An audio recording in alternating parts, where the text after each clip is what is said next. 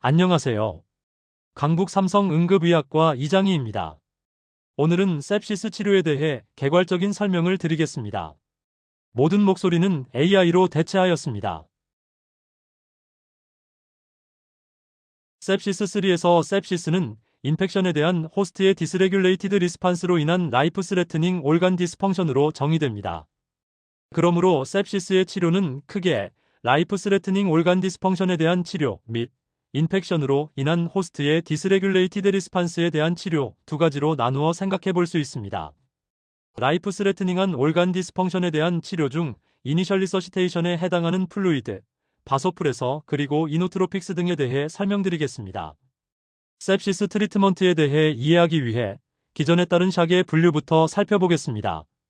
샥은 기전에 따라 디스트리뷰티브 샥, 하이포볼레믹 샥, 카디오제닉 샥, 그리고 옵스트럭티브 샥으로 구분할 수 있습니다. 하이포볼레믹 샥은 볼륨이 절대적으로 부족한 상태이므로 볼륨을 공급해주는 것이 치료의 핵심입니다. 카디오제닉 샥은 심장의 수축력에 문제가 생기거나 심박수에 문제가 생긴 상태이므로 수축력 혹은 심박수에 대한 교정이 치료의 핵심입니다.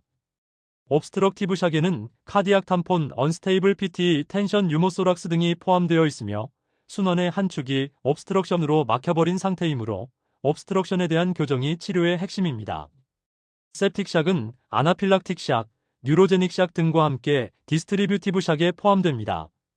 디스트리뷰티브 샥의 패소피지올로지는 바소다일레이션으로 인한 렐러티브 하이포볼레미아입니다. 렐러티브 하이포볼레미아 교정을 위해 우선 플루이드 리서시테이션을 통한 볼륨 공급이 필요합니다. 렐러티브 하이포볼레미아의 근본 원인이 바소다일레이션이기 때문에 볼륨이 적절히 공급된 후에는 바소풀에서 사용이 필요합니다. 이러한 접근법은 일찍이 2001년 EGDT, 얼리골 디렉티드 세러피 즉 조기 목표 지향 치료를 통해 그 효과가 입증된 바 있습니다. EGDT는 싱글 센터에서 263명의 시비어 sepsis 및 septic 샥 환자를 대상으로 ICU 입원 전 응급실에서 6시간 동안 EGDT를 시행했을 때와 그렇지 않았을 때의 모탈러티를 비교한 연구입니다. 결론은 EGDT를 시행한 군의 모탈러티가 통계학적으로 유의하게 낮았습니다. EGDT를 이해하기 위해 EGDT의 구성 요소를 살펴보겠습니다. 우선 C라인을 잡은 후 CVP를 측정합니다. CVP는 볼륨 스테이터스를 반영하는 지표로서 CVP의 목표치는 8에서 12입니다. CVP가 8 미만이면 볼륨이 부족하다고 평가하고 플루이드를 더 주입합니다. 적정 볼륨 상태 즉 CVP의 목표치 8에서 12가 달성된 이후에도 ABP가 65 미만이라면 바소프레서를 사용합니다.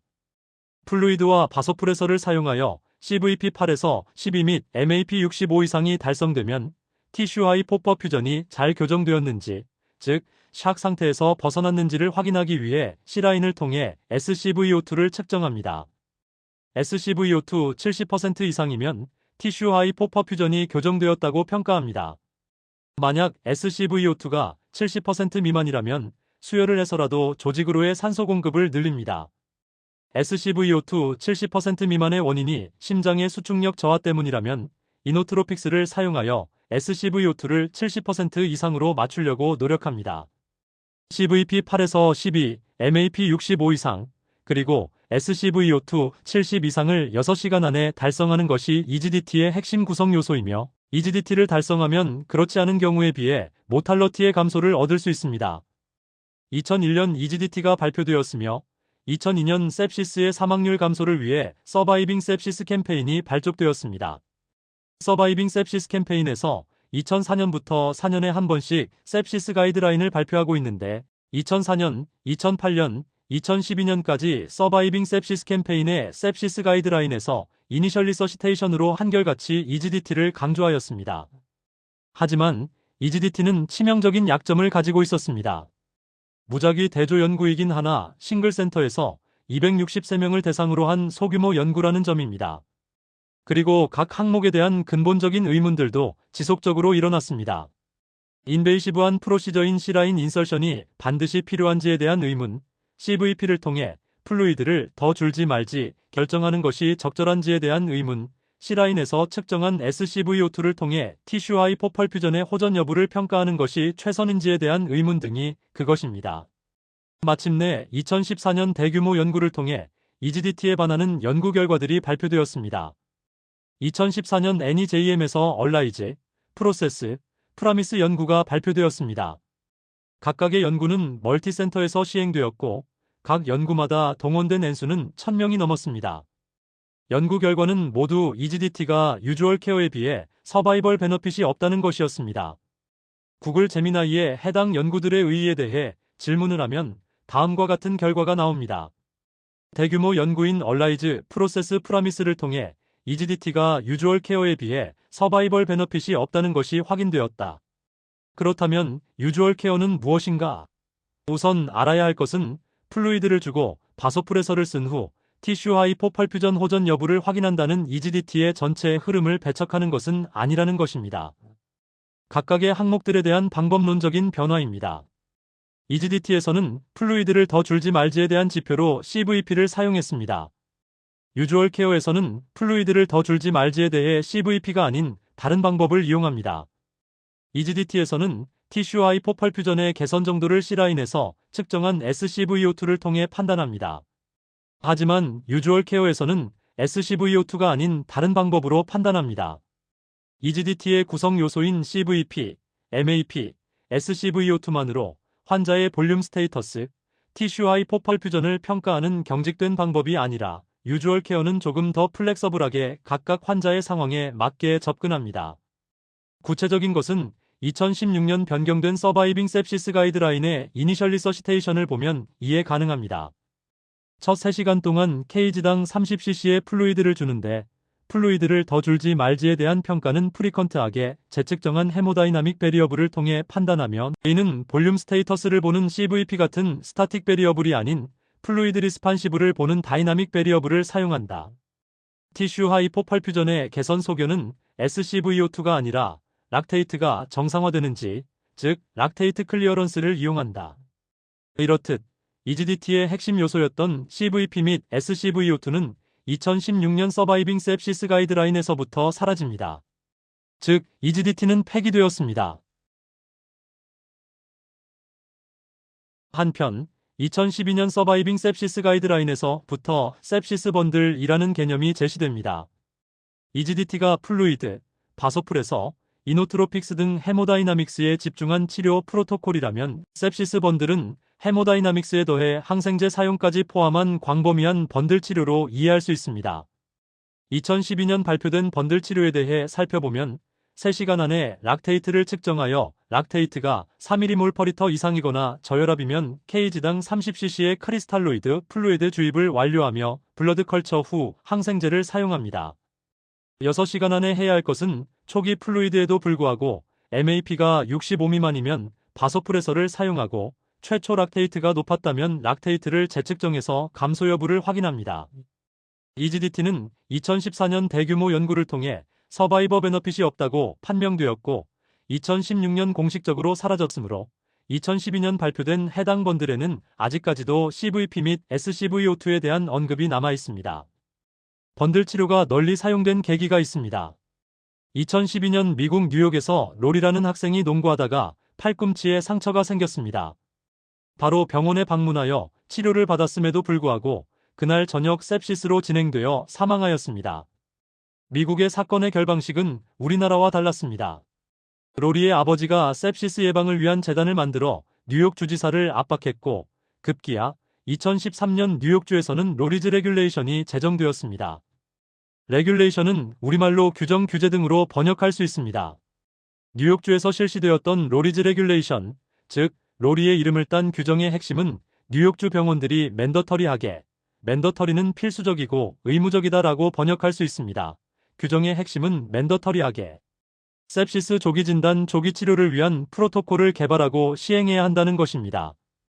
때마침 2012년 서바이빙 sepsis 캠페인에서는 3시간, 6시간 번들 치료를 발표해 놓은 상태여서 뉴욕주의 모든 병원들은 sepsis 환자에게 번들 치료를 필수적으로 하였습니다. 뉴욕주에서 맨더터리하게 시행된 sepsis 번들 치료에 대한 연구 결과가 2017년 발표되었습니다. 해당 연구는 뉴욕주에서 2014년부터 2016년까지 sepsis 환자에게 3시간 번들 적용 시 모탈러티 감소 여부에 대한 것입니다. 총 149개 병원이 포함되었고 49,331명의 환자에 대해 3시간 번들 치료를 3시간 안에 시행한 환자는 4696명으로 시행률은 82.5%였습니다. 뉴욕주에서는 맨더터리하게 시행한 번들이었으므로 시행률이 80% 이상입니다. 3시간 번들 시행 시 그 중간값은 1시간 30분이었습니다. 3시간 안에 완료해야 하는 3시간 번들을 3시간보다 늦게 완료할 경우 1시간 늦어질 때마다 사망률은 오즈 레이시오 1.04씩 증가하였습니다. 3시간 번들 중 시간이 늦어질 때마다 사망률 증가와 가장 상관관계가 있었던 것은 항생제의 투여 시간이었습니다. 항생제 투여 시간이 1시간 늦어질 때마다 사망률은 오즈 레이시오 1.04씩 증가하였습니다. 반면 초기 수액 투여 시간의 지연과 사망률과는 관련이 크게 없었습니다. 이 연구의 의의는 셉시스 번들 치료가 지연될수록 사망률이 증가하고 그중 항생제 투여의 지연이 사망률과 가장 관련 있다는 것입니다. 인프레스 스터디는 3시간, 6시간 번들 치료에 대해 전 세계 62개국 병원들을 대상으로 살펴본 연구입니다. 뉴욕주처럼 맨더터리한 상황이 아니었으므로 3시간 번들의 수행률은 19%, 6시간 번들의 수행률은 36%였습니다. 시간 안에 번들 수행 시 통계학적으로 유의하게, 그렇지 않은 경우에 비해 모탈러티 감소를 보였습니다. 이러한 연구 결과를 바탕으로 2018년 서바이빙 셉시스 캠페인에서는 3시간, 6시간 안에 완수해야 하는 번들의 리비전 및 1시간 안에 시작해야 할 1시간 번들을 새롭게 발표하였습니다. 3시간 안에 완수해야 하는 번들은 최초 락테이트를 측정하고 락테이트가 4mmol/L 이상이거나 저혈압이 있으면 kg당 30cc의 크리스탈로이드 플루이드를 주고 블러드 컬처 후 항생제를 투여해야 한다. 6시간 안에 완수해야 하는 번들은 최초 수액에도 불구하고 MAP가 65가 되지 않으면 바소프레서를 사용한다. 최초 락테이트가 증가되어 있으면 락테이트를 재측정하여 감소 유무를 확인한다. 그리고 볼륨 스테이터스와 티슈 펄퓨전의 상태에 대해 리어세스해야 한다. 보시다시피 CVP 및 SCVO2에 대한 언급은 사라졌습니다. 1시간 안에 시작해야 하는 번들은 다음과 같습니다. 1. 락테이트를 측정한다. 2. 블러드 컬처를 한다. 3. 항생제를 사용한다.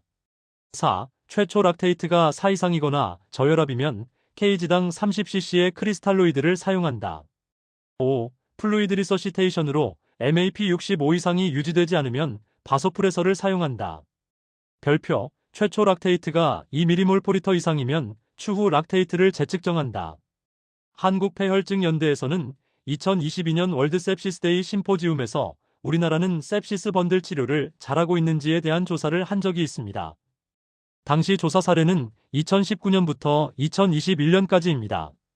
지역사회 셉시스와 병원 발생 셉시스로 나눠지는데 지역사회 셉시스만 보겠습니다.